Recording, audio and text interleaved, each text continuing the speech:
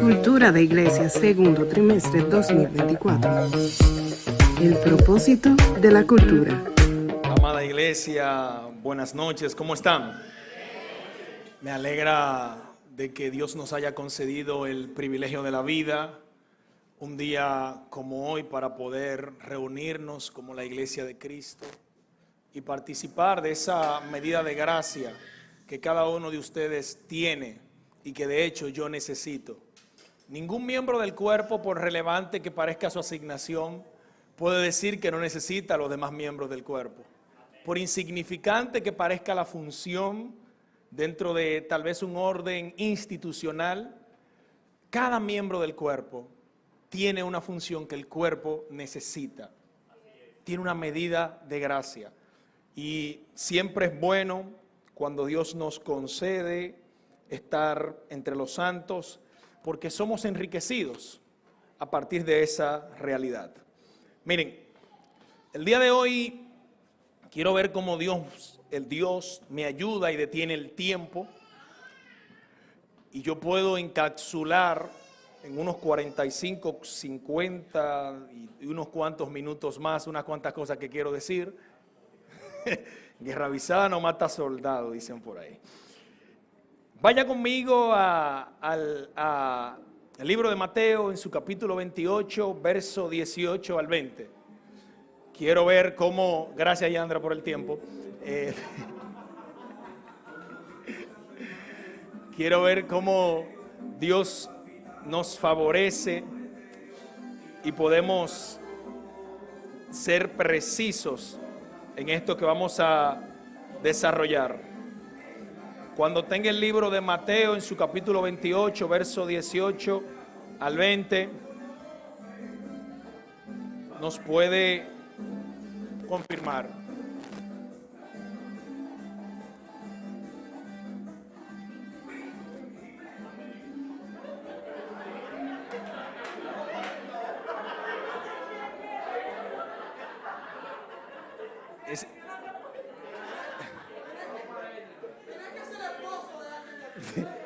De hecho, tu papá. Tu papá.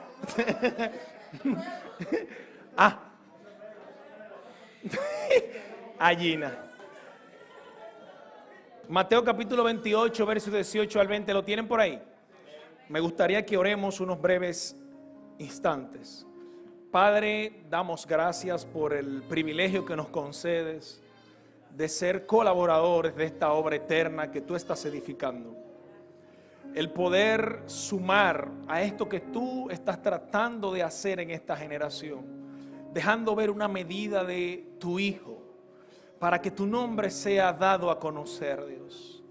Permite que en este tiempo, Dios, cada una de las participaciones que se han tenido puedan ser alineadas sin nuestro entendimiento, con la finalidad de que nosotros veamos cómo tu Espíritu, Padre, desde el inicio de la celebración y posiblemente anterior a esta, tú has estado trabajando con la finalidad de adecuar nuestro entendimiento para que podamos, Dios, recibir tu palabra.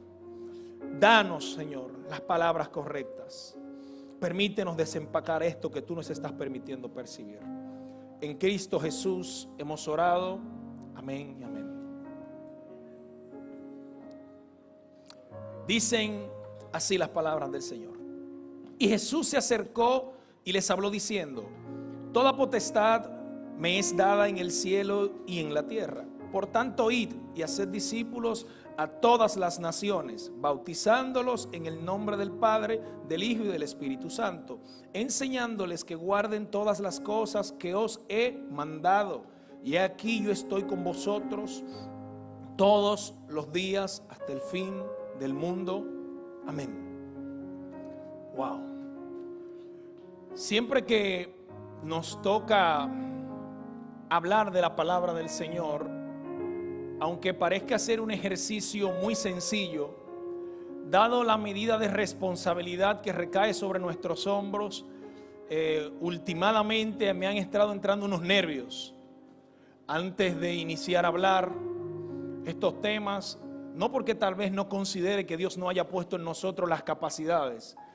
Es como esa esa sensación del médico cuando tiene que abrir una persona que sabe que lo que él está haciendo es de vida o muerte, y que por más experiencia que la práctica le haya dado, cada vez que le toca aperturar a una persona para operarle corazón abierto, esto es una nueva experiencia y no se sabe lo que uno se pueda topar, pero estamos confiados de que el Señor nos va a ayudar. Miren, esto que estamos trabajando con relación al propósito de la cultura es un tema que es bastante interesante. El día de hoy me gustaría ver cómo Dios me ayuda a, número 1, describir qué es una cultura. Número 2, explicar el propósito de una cultura. Número 3, explicar cuál es la asignación de la iglesia como un ente transformador de las culturas de estos sistemas. Y número 4, me gustaría también hablar un poco relacionado al trabajo que la iglesia como un ente de transformación tuvo que operar en el siglo I y cómo todo esto posteriormente se fue repitiendo y hasta que llegamos al día de hoy. Y por último, si el tiempo nos ayuda, que creo que lo hará, me gustaría que nosotros podamos hablar un poco con relación a cuáles son los retos que nos toca enfrentar a nosotros como iglesia en relación a la cultura en la que vivimos hoy en día. Miren, iniciando brevemente, una cultura o la cultura es donde los rasgos de identidad de los pueblos están anclados. Repito, la cultura es donde se encuentra la identidad de los pueblos.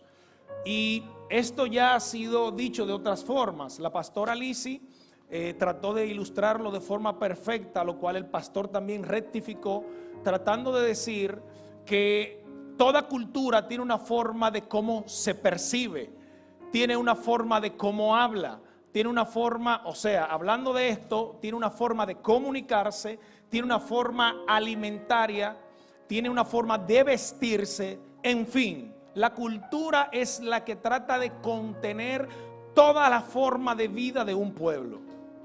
Eso es la cultura. Y cuando nosotros nos ponemos a pensar en esto, nosotros nos damos cuenta que la cultura tiene el poder de delinear o delimitar el comportamiento de ciertos pueblos. De hecho, que no importa de dónde usted venga, si usted llega a la República Dominicana y le toca comer en un restaurante dominicano, posiblemente le van a ofrecer la bandera, porque esa es una comida que nos caracteriza. Y sin importar la ideología que traiga la persona nueva, el ambiente producto de la imposición que la cultura hace termina haciendo que todo vaya corriendo en una misma dirección. Dicho esto, podemos decir entonces que la cultura trata de amoldar el pensamiento de las personas. Y lo que tiene acceso a amoldar la forma en la que pensamos, entonces tiene el poder para delimitar cómo nos sentimos. Porque al final los sentimientos son una especie de piso inferior a lo que pensamos. Y si pensamos de una forma determinada, entonces eso da explicación a qué nos sentimos atraídos de forma sentimental. Consiguientemente, también la voluntad del ser se ve sujeta a esta realidad. De modo que nosotros no podemos pasar por alto lo que una cultura hace. Usted ignórelo o tenga conciencia de esto. La cultura ha delimitado muchos de los gustos que usted tiene. De hecho, que yo me atrevería a decir, atrevidamente, que el 95% de las cosas que a usted le gustan fueron programadas por la cultura donde vivimos. El ecosistema donde nosotros nos desarrollamos delimitó la forma en la que pensamos, porque la cultura termina impactando, tiene que ver también con el área geográfica, tiene que ver también con la realidad sociopolítica que viven los pueblos, tiene que ver en ese sentido con todo esto que acabamos de mencionar. Entonces, dicho que es la cultura, entonces tenemos que arribar a esto entendiendo que el propósito de una cultura es automatizar un sistema de pensamiento en un grupo de personas determinados. Repito, la cultura tiene el propósito de automatizar una forma de pensamiento X en un grupo de personas. Esto tendrá su aplicación dependiendo el espacio geográfico donde se encuentren las personas. Si uno habla de esto, uno pudiera decir, en el lenguaje de lo que hemos estado tratando de edificar, que la cultura de iglesia tiene el propósito de que la imagen del Hijo de Dios se automatice como el único fruto que la iglesia como viña del Señor debe cultivar. Repito, si vamos a hablar de que la cultura está tratando de automatizar un fruto dentro de la cultura de iglesia, la iglesia tiene el propósito de gestar de forma automática en la gestión diaria de la iglesia la imagen del Hijo de Dios. Esto es importante que se entienda. Y dicho ya esto, entonces tenemos que hacernos una pregunta. ¿Cuál es la correlación de la cultura y la iglesia? ¿Cuál es la forma en la que la cultura infiere sobre la iglesia o cómo la iglesia tiene el poder para inferir sobre la cultura? Cuando nosotros analizamos la palabra iglesia, el pastor Luis Miguel la semana pasada trató de explicar qué significaba esta palabra. Y él decía que la palabra iglesia no es un término que nos lo inventamos nosotros. De hecho, no es un término que ni siquiera Jesús se inventó.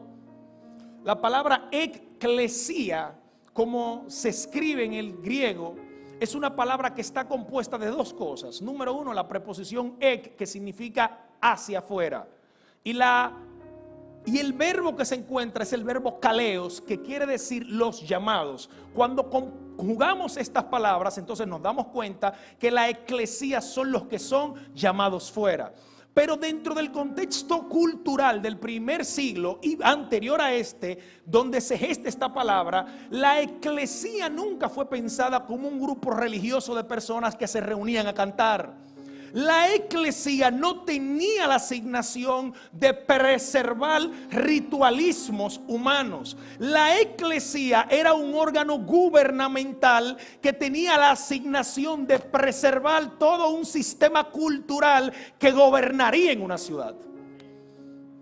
Dicho de esta forma, podemos decir entonces que la concepción griega de la eclesía era que ellos eran llamados fuera de la ciudad a reunirse en una asamblea a legislar los asuntos de la ciudad. Se ha dicho de esta forma: la eclesía se reunía a delimitar los legisladores. La eclesía tenía el poder de delimitar los magistrados. Los sistemas judiciales eran trazados y establecidos por la eclesía griega. De hecho, que la eclesía tenía que inmiscuirse en todos los asuntos de la ciudad. De hecho, que la educación, la economía, todos los asuntos de la ciudad eran tratados en esa junta de asamblea llamada eclesía. Desde la cosmovisión romana, la eclesía entonces tiene otra aplicación. Ya no eran simplemente las personas que se reunían de forma local a delimitar qué debemos de hacer, sino que eran los que se reunían en representación del César o el rey a delimitar cómo vamos a introducirnos en los pueblos que nos rodean para colonizarlos y gobernarlos. Entonces tenemos dos aplicaciones acá. Número uno, tenemos la iglesia, que son los que son llamados fuera, y número dos, tenemos la iglesia, que son los que son llamados desde dentro hacia afuera a ir a los sistemas. Expliquémoslo de esta forma. Nosotros como pueblo del Señor fuimos traspasados de la potestad de las tinieblas al reino de su Hijo amado. Eso es lo que establece Colosenses. Nosotros fuimos librados del poder del pecado. De hecho, que fuimos reunidos en Cristo, como lo establece el libro de Efesios. Y este era el propósito del Señor. De hecho, que de esta forma fuimos llamados hacia afuera de los sistemas de este mundo. Pero estando en Cristo, también somos llamados hacia afuera de Cristo para ser introducidos en los sistemas, para ser un ente de transformación, de cambio y de expansión del reino de Dios.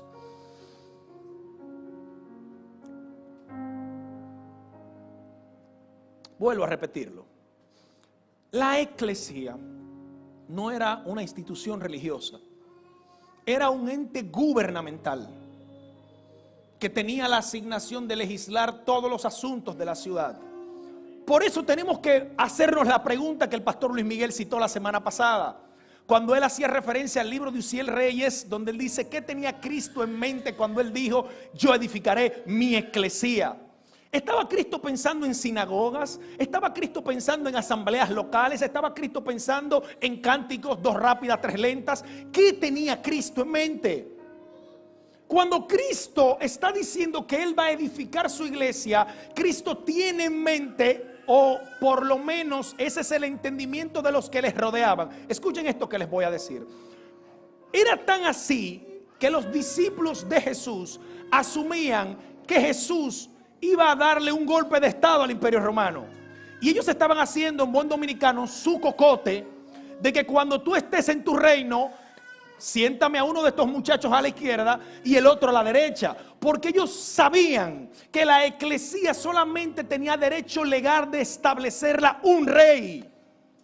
Y Cristo, como el rey del reino de los cielos, está diciendo: yo voy a conformar mi eclesía. Y ante la presencia de mi eclesía, que es un brazo gubernamental del cielo y la tierra, no podrán hacerle frente los sistemas. Los sistemas de este mundo sucumbirán en presencia de la eclesía. Las puertas del infierno no podrán vencerla, porque la iglesia y Cristo, como hemos dicho, no son dos cosas. Entonces el que se enfrenta a la iglesia se está enfrentando a Cristo. El que le hace frente a la iglesia, el que ataca el cuerpo de Cristo, no está atacando una institución humana, está atacando el cuerpo de Cristo, que es el vehículo visible por el cual Dios se expresa en esta creación.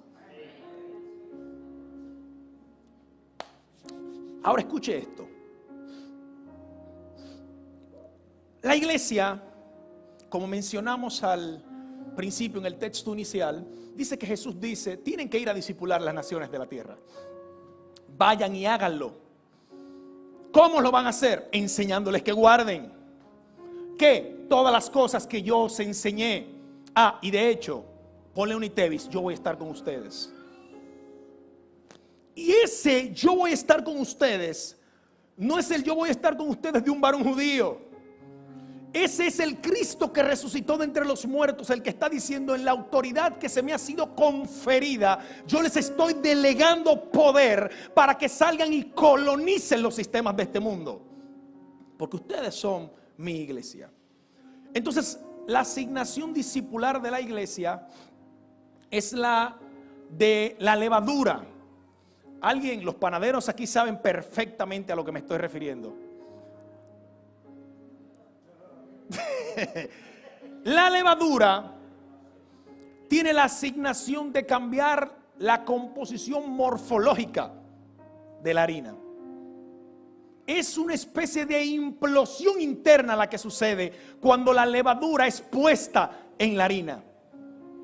La iglesia del Señor tiene la asignación no de tener una fe de monasterios, como escuché en estos días.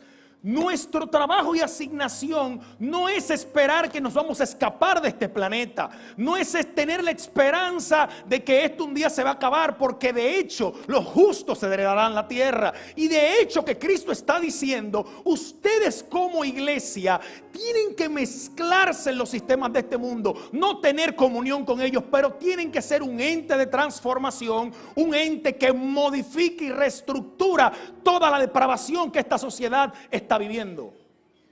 Y esto puede parecer algo filosófico y hasta utópico. Puede parecer algo inalcanzable, porque usted dirá: ¿y de qué me estás hablando, predicador?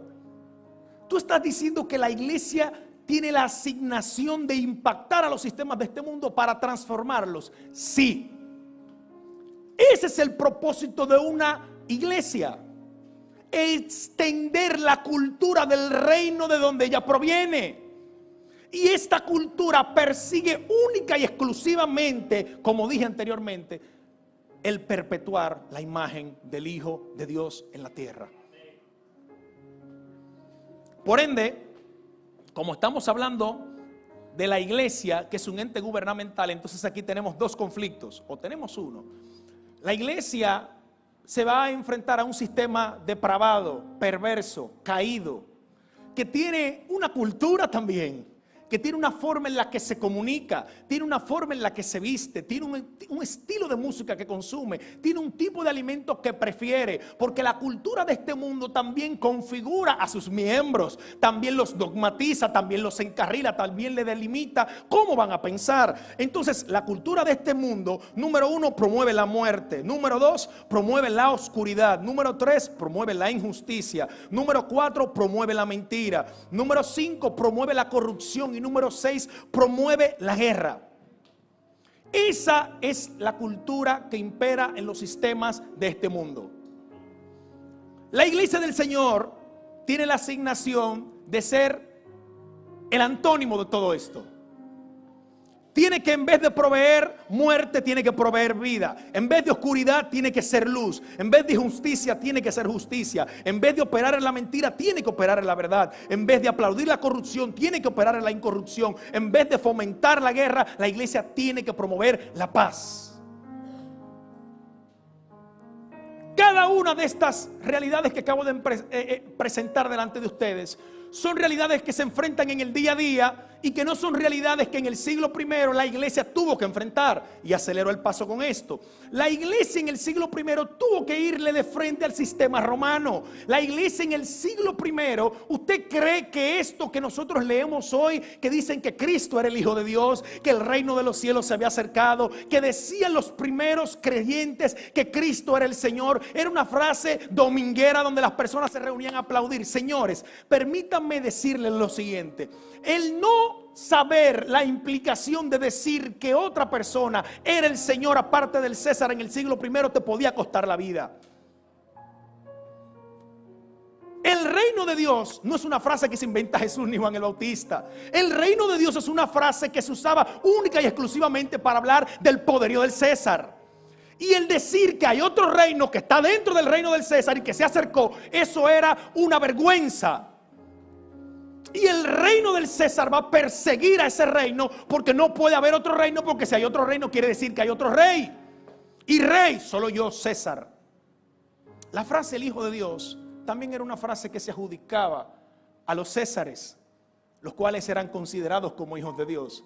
Investigue la historia y usted se va a dar cuenta que existía algo que le llamaban el culto imperial, que los césares les gustaba que los alaben. A ellos les gustaba recibir pompa, aplausos, y todos esos aplausos y esa pompa que el pueblo le daba era ratificado por sus respectivas bonificaciones. Y todo el mundo quería alabar al César. Decir que un varón judío, esclavo, señores, piénsenlo, un hombre de matiz oscuro en la piel, esclavo, que digan en el centro del imperio romano que ese tipo de que es el Señor, eso era una afrenta y una vergüenza para el imperio romano. Por eso una de las grandes persecuciones que la iglesia tiene viene precisamente del poder político, porque el decir que Jesús era el Señor era algo que no era aceptable entre los romanos, porque la cultura de ese sistema solamente aceptaba la imagen del César. Dicho de esta forma, entonces aquí vemos enfrentados dos sistemas que tienen dos culturas totalmente distintas. Una que tiene el propósito de perpetuar una imagen difusa, corrupta y perversa, humana, diabólica y animal, y la otra cultura que tiene la asignación de perpetuar la imagen del hombre celestial, que está conformado conforme al diseño de Dios en justicia, verdad y santidad. Esas eran las dos realidades que estaban enfrentadas. Pero en términos prácticos, ¿cuáles eran las implicaciones de que estos dos reinos se enfrentaran? Vamos a tratar de verificar esto. Número uno, cuando en el siglo I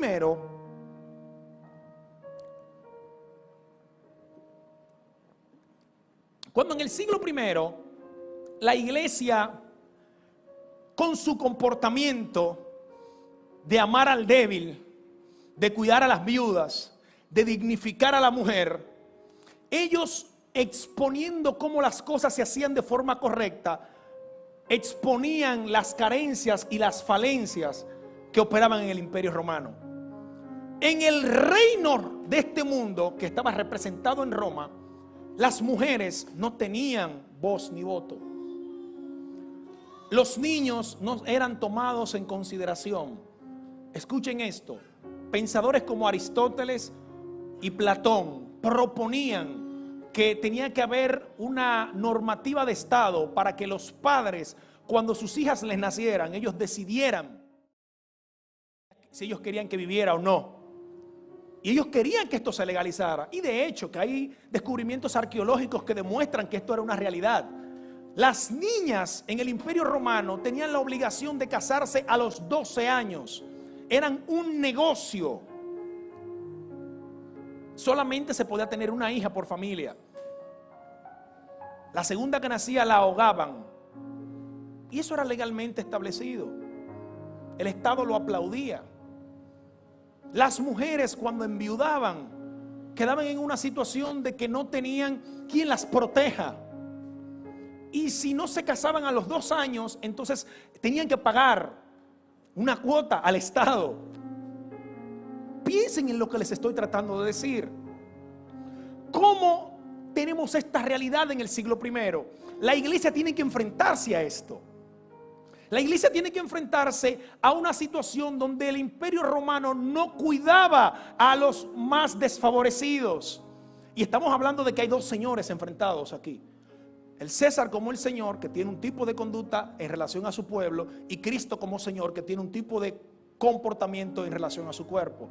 El César estaba como Señor para servirse de su pueblo. Cristo era Señor para servir a su cuerpo. De hecho, que Él dio la vida por su eclesía.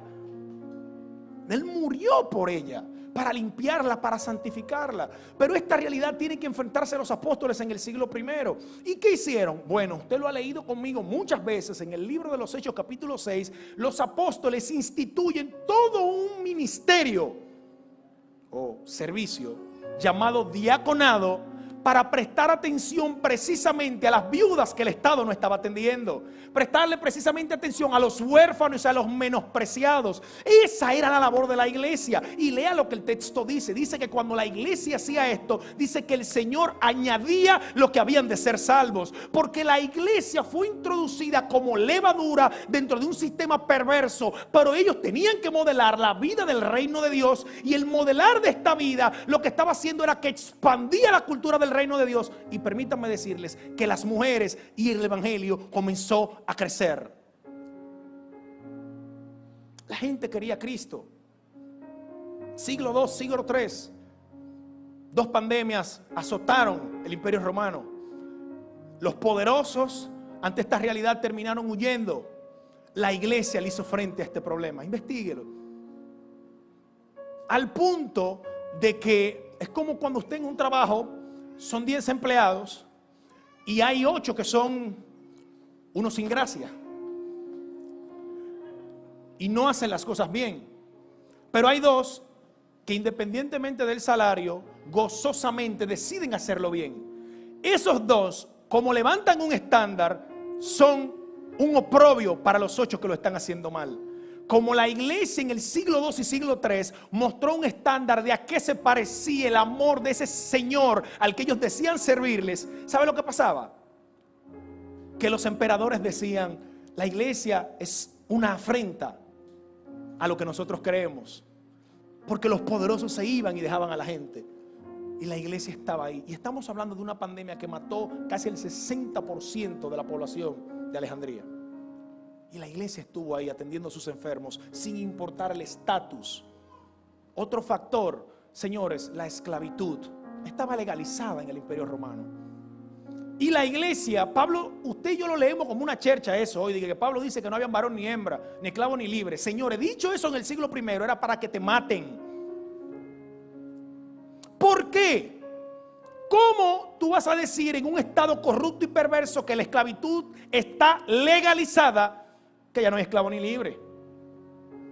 No, otra cosa, que ya el hombre no es el semidios que la cultura romana había determinado con la figura del pater familias, que determinaba que el hombre era muy señor de la casa y que la mujer era un cero más para allá de la izquierda.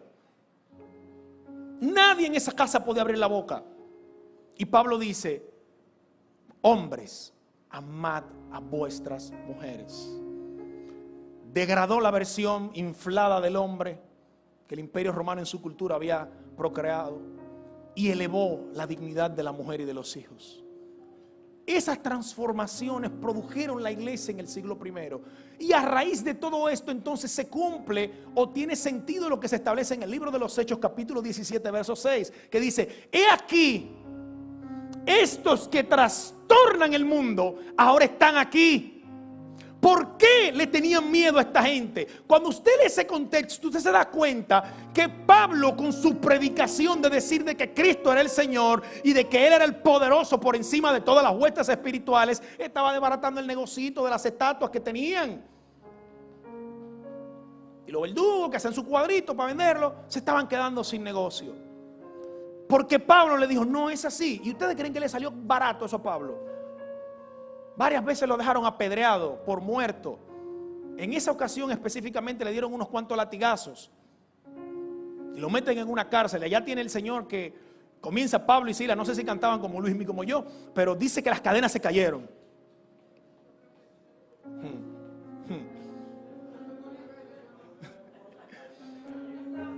Avancemos un poco con esto. En el siglo XVI seguimos teniendo la presencia de la iglesia. Y ahora tengo que hacer un aclarándum. Cuando yo me estoy refiriendo a que la iglesia es un estamento, una extensión del reino de Dios como un ente de transformación, yo no me estoy refiriendo a la iglesia institucionalmente establecida. Repito, la iglesia que tiene la asignación de trastornar los sistemas de este mundo no es la iglesia institucionalmente establecida. Porque con esa tuvo que pelear la iglesia. Cuando usted lee la historia, usted se da cuenta que en el siglo XVI teníamos el mismo problema. Unos lucrándose de la fe, y hubieron un grupo que dijeron: pero esto no es así. Y propusieron una reforma. Necesitamos que verifiquemos sobre qué fundamento está establecido lo que estamos creyendo. La iglesia institucional dijo: no podemos revisar nada. Aquí se va a hacer lo que nosotros digamos. Y ellos dijeron: no, esto no puede ser posible. Cristo es el único mediador entre Dios y los hombres. Y el único o el último fundamento verídico para interpretar lo que Dios está haciendo en una generación es el testigo llamado Escritura. Y ellos se fueron de frente con la iglesia institucional, proponiendo desarmar todo ese engranaje diabólico que estaba establecido, donde solamente unos cuantos ilustrados tenían acceso a las escrituras, donde el negocio estaba vendiendo actas de indulgencia, donde mi familia hace lo que le da la gana y vive como tú quieras, y al final, tan pronto como caiga tu moneda en la olla, así mismo salen las armas del purgatorio. Esa era la predicación de la iglesia institucional. Esa era. Y los reformadores dijeron: esto no es posible. Necesitamos que todos tengan acceso a las escrituras. Ahí vino la traducción de las Biblias, del latín al idioma que se estaba manejando. ¿Usted cree que eso fue tan sencillo que nosotros tuviéramos Biblia hoy aquí? Las muertes que hubieron con relación a eso. Porque esta gente dijo: no, necesitamos que la gente lea, que la gente pueda verificar las escrituras. Y ahí estaba la iglesia como un ente de transformación, llevando la cultura del reino de los cielos, la luz que disipa la oscuridad. ¿Qué terminó pasando a partir de esa reforma protestante? Todos los sistemas que conocemos hoy en día fueron sacudidos. Quisiera poder explicar algunos detalles.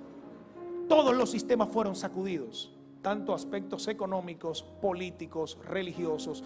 Todo fue sacudido a causa de esta reforma. Porque a partir de esto que pasó en 1517,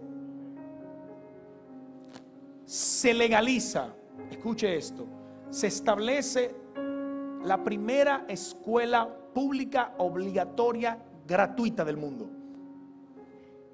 Los reformadores dijeron: necesitamos que todo el mundo lea, porque de hecho había una tasa de no educación. ¿Cuál era la palabra? Se me olvidó. De analfabetismo, gracias pastora, de más de un 80%. Porque de hecho la ignorancia, oigan esto que les voy a decir, se decía que para recorrer el camino de piedad, mientras más ignorante tú eras, era mejor. Y eso era la predicación de la iglesia institucional, donde solamente unos cuantos tenían acceso al texto. Y esta gente promulgaron escuelas, se fueron a Estados Unidos y establecieron universidades prestigiosas que nosotros conocemos hoy, como la Universidad de Harvard, como la Universidad de Yale. Investiguen 121 de las universidades que se formaron, los high college las escuelas fueron fundadas por estos reformadores que dijeron: necesitamos que la gente tenga acceso a las escrituras. Yo quiero que usted note lo siguiente: miremos la historia y veamos cuál es el resultado de los países donde esta reforma llegó y cuál es la realidad política, económica, religiosa, a nivel de educación de los países donde la reforma no llegó. De hecho, que permítame decirle, no llegó a Latinoamérica.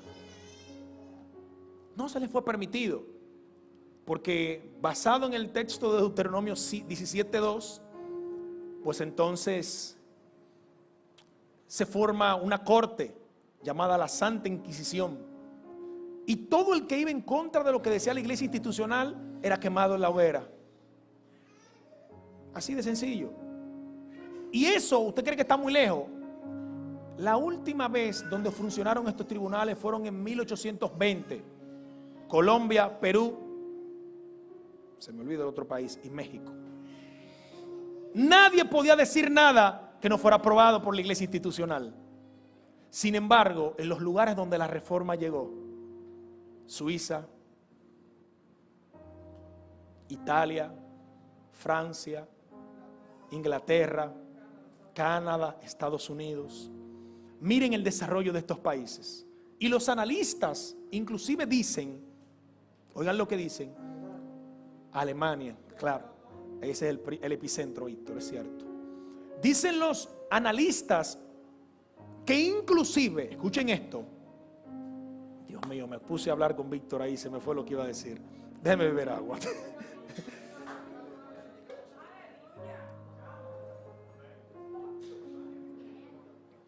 A ver si el cerebro no me engaña.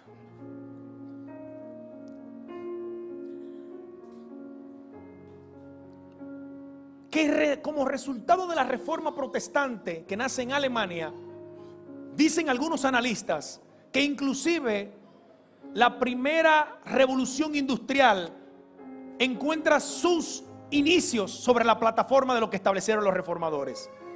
Y si usted sabe de lo que yo estoy hablando de que el poder económico y político estaba monopolizado. La iglesia institucional era la que decía qué negocios se hacen, cuáles no se hacen. Nosotros somos los que decidimos qué se hace aquí, y el que dice algo contrario lo quemamos en la hoguera y hacemos lo que nos da la gana, porque al final nosotros tenemos autoridad por encima de las escrituras. Y lo que nosotros digamos, esto es, y no se meta nadie con nosotros. Al punto que para traducir la Reina Valera que usted y yo conocemos hoy en día, tuvieron que ponerle una imagen tipográfica hablando de que era un libro de la Biblia del oso, como le llamaban. Una imagen de un oso, porque ni siquiera se podía imprimir eso abiertamente, porque no permitían que esto avance. Pero la iglesia, como un órgano de transformación, como levadura, se metió dentro de todos estos sistemas y desbarató, aplastó. Y cada una de las veces que los sistemas de este mundo le hicieron frente a la iglesia de Cristo, no a la iglesia institucional, esos sistemas se vieron aplastados.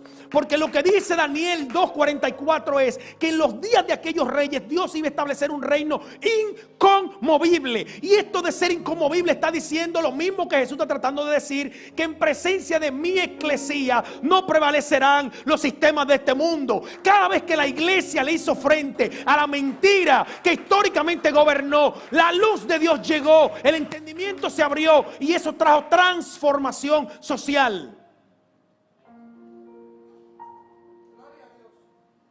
Piensen en esto que les voy a decir.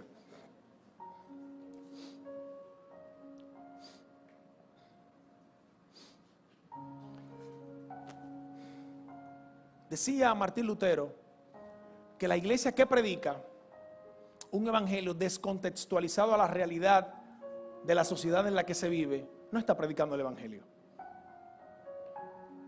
Repito, que la iglesia que predica un mensaje que no le hace frente a la mutación de la mentira actual, no está predicando el evangelio.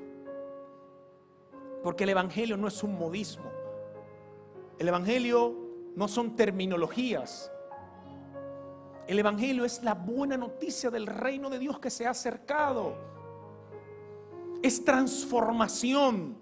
Como dice el libro de los Hebreos, el que tenía el poder de la muerte, y esto era el diablo, fue destruido. No hay nada ni nadie que pueda hacerle frente al poder aplastante de la iglesia.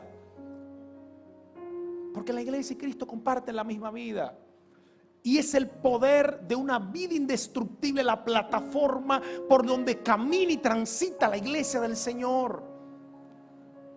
¿Qué le puede hacer frente a esta iglesia? Entonces, dicho esto, tenemos que hacernos la siguiente pregunta. ¿Cuáles son las mentiras que el sistema está bombardeando en nuestra generación y a las que nosotros tenemos que hacerle frente? Porque como órgano de transformación, que vamos a funcionar como levadura dentro de la harina, cambiando toda la morfología de la harina, tenemos que preguntarnos cuál es el trabajo que nos toca hacer como iglesia. Primero que todo, nosotros hemos malentendido lo que es ser la iglesia del Señor. Y de hecho, que nosotros aquí en República Dominicana, parte de Latinoamérica, tenemos el grave problema de que a nosotros quienes nos discipularon fue la iglesia institucional. Ellos fueron los que determinaron qué se creía y qué no se creía aquí. Y esto usted dirá, no tiene nada que ver. Tiene todo que ver. Tiene todo que ver. Porque una de las cosas que generó la reforma protestante fue que incrementó la calidad del material humano. Me explico. Se entendía que el trabajo era del diablo, porque el trabajo es el resultado de que Adán pecó. Entonces, como el trabajo es una asignación del diablo, que el diablo no la pegó porque pegamos y todo esto, entonces, ¿por qué yo voy a tener deleite trabajando? Entonces, como no había deleite en el trabajo, la gente no invertía ni tiempo, ni tesoro, ni talento formándose, porque ¿para qué me voy a formar en algo que fue el diablo que provocó? Escuche esto que le estoy tratando de decir, que parece sencillo, pero define mucho. Los reformadores dijeron, eso es mentira. Adán, antes de caer, labraba el huerto. Él atendía diligentemente lo que Dios le había puesto en ese lugar. Por tanto, el trabajo no es el resultado de que el hombre pecó o no pecó, sino que es un mandato que Dios estableció desde el día en que Dios puso al hombre en el huerto. Entonces, ¿qué afecta eso en la forma en la que nosotros vemos la vida? En todo. Porque los reformadores decían, todo se hace para la gloria de Dios. Y es tan importante la prédica que da el sacerdote y los predicadores, que el trabajo que hace la simple costurera que está trabajando en casa.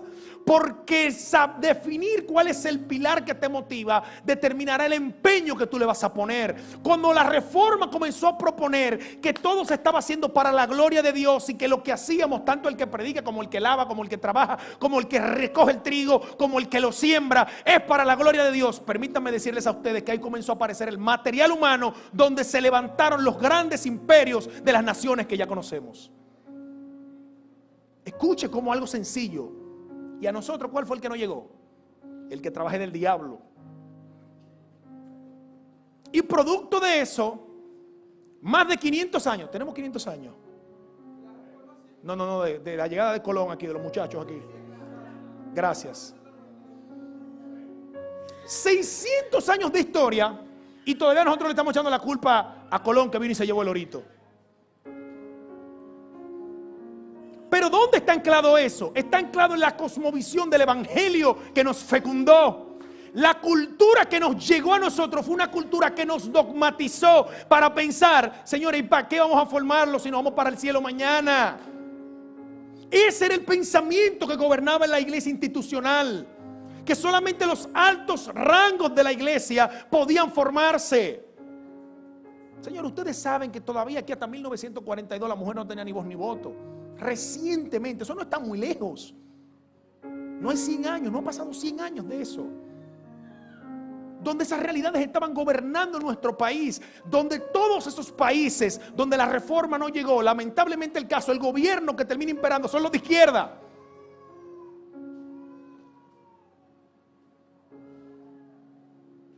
Ahora pregúntese, ¿Cuál es la cultura que usted quiere reproducir? Una cultura institucional que nos hace ser mediocres, que no nos hace ser diligentes, que usted porque no le toca venir a la plataforma aquí entonces no se empeña. Porque usted no entiende muchas veces y yo no entendemos cuál es el propósito de la iglesia. Aquí nos estamos reuniendo como asamblea local a legislar lo que tenemos que salir a implementar cuando nos toque como iglesia ser enviados a los sistemas. Porque si nosotros no entendemos que a nosotros nos toca ser una especie de Bruce Wayne en esta sociedad, Batman, un español claro, o Clark Kent, Superman.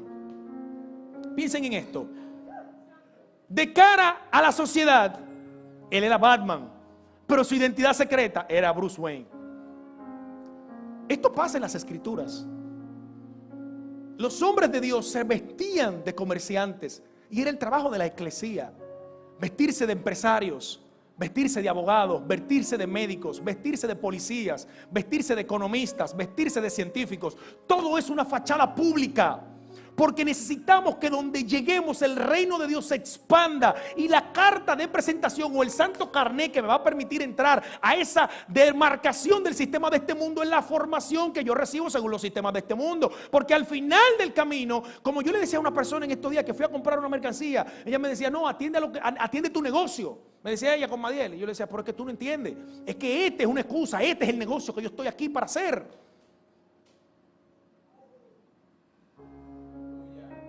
Tu vida, tu matrimonio, tus negocios, lo que estás estudiando, no es más que la fachada pública.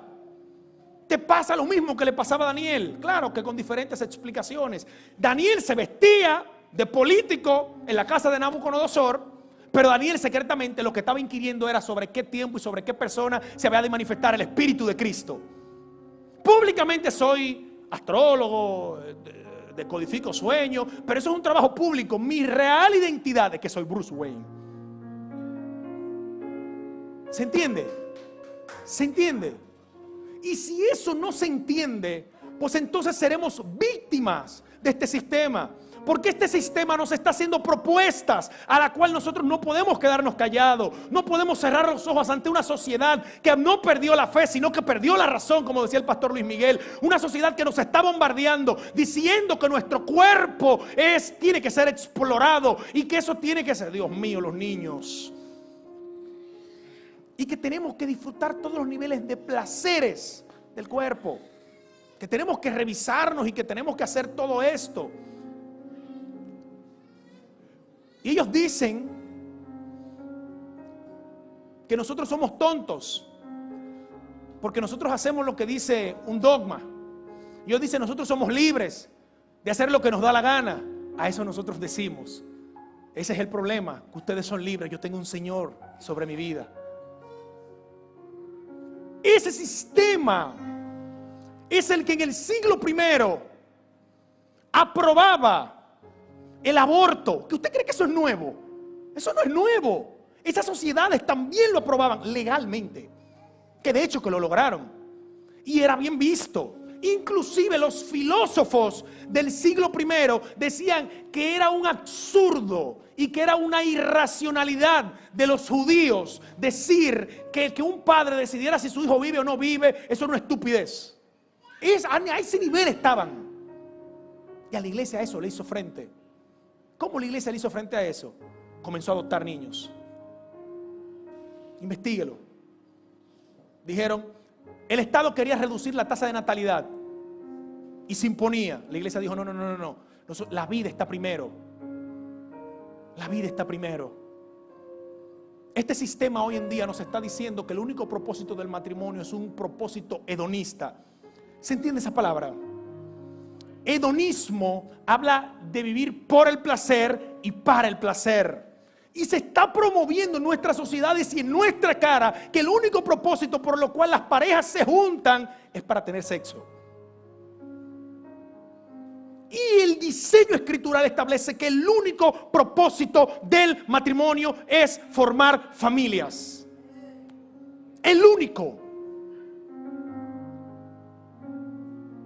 Pero este sistema nos está bombardeando y nos hace creer diferentes argumentos absurdos como este. La cosa está muy difícil. Nosotros no vamos a poder mantener un hijo. O otro argumento. ¿Tú crees que yo voy a perder mi vida teniendo muchachos? Permíteme decirte que a eso nosotros respondemos. Sí, nosotros decidimos perderla como la perdió nuestro padre con nosotros. ¿Qué te parece si tu padre había pensado lo mismo de ti?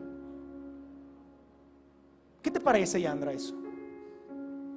Que ella dijera, yo no puedo desperdiciar mi juventud teniendo muchachos. Yo sé a lo que me estoy refiriendo. Porque estamos perdiendo el tiempo. Sí, de hecho, que lo perdieron contigo también. Si a eso nos vamos. Decimos que no vamos a tener el sustento para poder mantener un hogar. Y a eso nosotros respondemos, permíteme decirte que el mismo Dios que hace que las constantes del universo se mantengan estables y que esto no se desaparezca, es el que me va a dar los recursos para yo sustentar mi familia. Yo te estoy hablando de lógica. Yo no te quiero hablar de fe, lógica. Porque es más fácil para la iglesia creer en la resurrección de Cristo que creer que Dios te va a dar los sustentos para poder procrear hijos y criarlos de forma digna. Y es una ignorancia de nosotros. Y esta sociedad no perdió la fe, perdió la razón.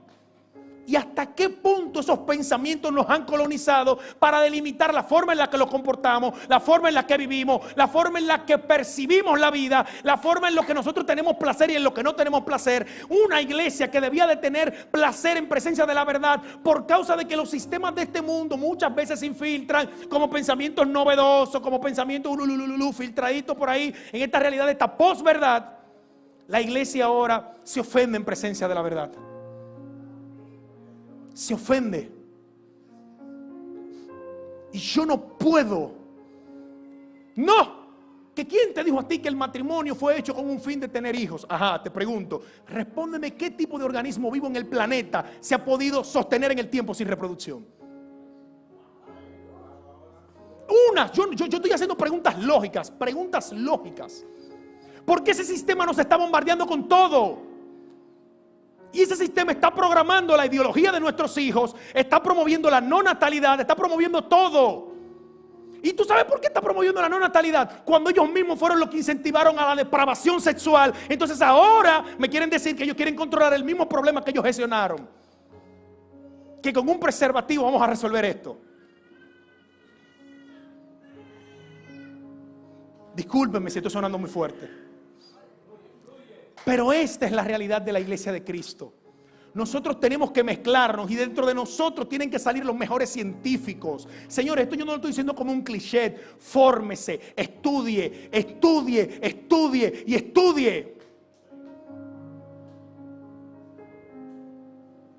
No sea vago. Estudie, fórmese. El que está haciendo negocio, hágalo bien. El que está haciendo negocio, emprenda. El que está trabajando, que trabaje. Se me acabó, Víctor, por estar tranquilo. Entonces, al final,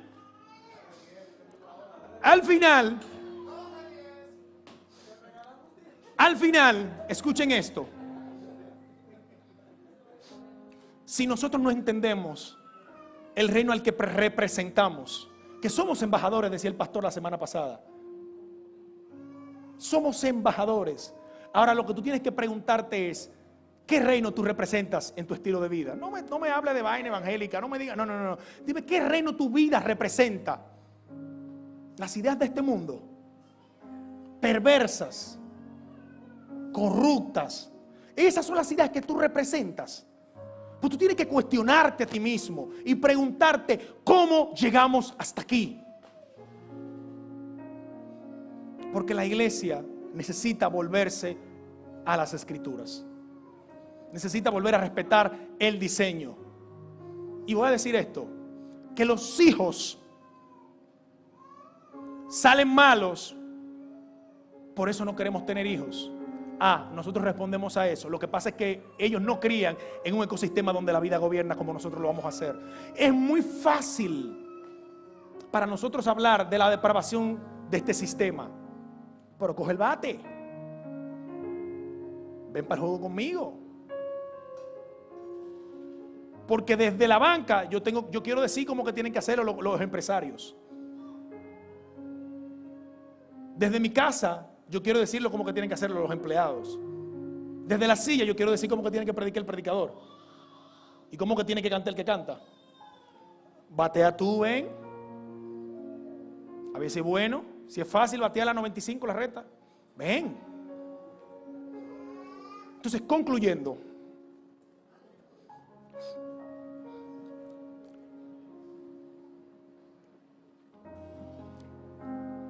Puntos claros. La cultura define la identidad de los pueblos. La cultura tiene el propósito de automatizar la reproducción de una imagen. La iglesia es un ente de transformación, como la levadura en la harina. La iglesia no simplemente muestra el modelo de forma verbal. Verbalmente, como dice el pastor, denunciando no lo vamos a resolver. Vamos a levantar familias. Vamos a levantar modelos de a qué se parece lo que nosotros estamos hablando. ¿A qué se parece? ¿A qué se parece? Y te aseguro que el Señor estará con nosotros hasta el fin.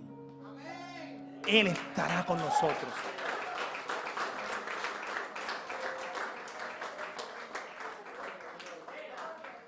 Amada iglesia,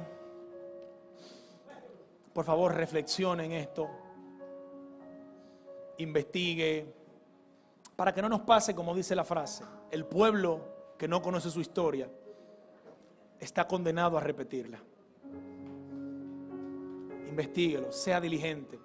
Usted es ministro competente de un nuevo pacto y nadie es competente en aquello que no se forma. Y nadie no se forma en aquello en lo que no invierte tiempo, tesoro y talento. Tú quieres, pero quieres nada más los domingos cuando vienes aquí. ¿Y los otros días qué? Tú estás igualito que el mismo sistema. Sí, yo sé que acabé ya, Andrés. Amada iglesia, chanfle, Dios mío, este tiempo pasó. Que la paz y la gracia del Señor abunden entre los santificados. Cultura de Iglesia, segundo trimestre 2024. El propósito de la cultura.